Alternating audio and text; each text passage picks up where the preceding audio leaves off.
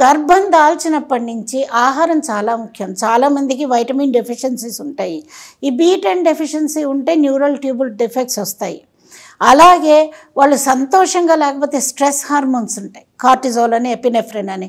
అది బ్రెయిన్ని gram per gram burn చేస్తుంది. ఇప్పుడు ఫైర్ ఎలా బర్న్ చేస్తుందో అది అలా బర్న్ చేస్తుంది. అక్కడే మొదలవుతుంది అన్నమాట ఒక బ్యాడ్ నెట్వర్క్. కాబట్టి మన అత్త కోడల ఇవి ఉంటాయి, పోట్లాడుకోవటాలు ఉంటాయి.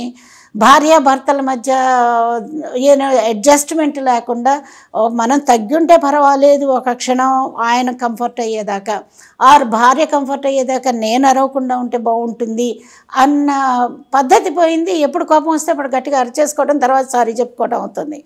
ఆ లోపల ఎమోషన్స్ పిల్లల మనసులోకి వెళ్ళిపోతుంది. అలాగే లుంగి ఫైట్స్ ఇవన్నీ వైలెన్స్ చూసినా కూడాను ఆ తల్లి వైబ్రేషన్స్ నుంచి ఫీటస్లోకి వెళ్ళిపోతుంది. దీని మీద విలియం స్పెన్సర్ అనే ఆయన డ్యూక్ యూనివర్సిటీ నుంచి రీసెర్చ్ చేసి, మనం ఎప్పుడు ఏం వెక్కిరిస్తాము, ఆ పుక్కిటి పురాణాలే ప్రహ్లాదుడు అంటారు, అభిమన్యుడు అంటారు, దాన్ని ఆయన ప్రూవ్ చేశాడు. పిల్లలకి ఒక స్టోరీ చదివి ప్రెగ్నెన్సీ అంటే సాధారణంగా బ్రెయిన్ మైగ్రేట్ అయిపోతుంది 28 వీక్స్ వచ్చేటప్పుడు. 3rd ట్రైమిస్టర్లో తల్లి ఏం తింటే అది పిల్లలకి ఇష్టం అవుతుంది. తల్లి మంచి ఆహారం తింటే మంచి ఆహారమే తింటారు, డయాబెటీస్ వచ్చే ఆహారం తినరు. సో ఇటువంటి ఏమి తింటాము, ఏమి వింటాము, ఏమి మనం ఫీల్ అవుతున్నాము అన్నీ కూడా పోతాయని ఆయన ప్రూవ్ చేశాడు.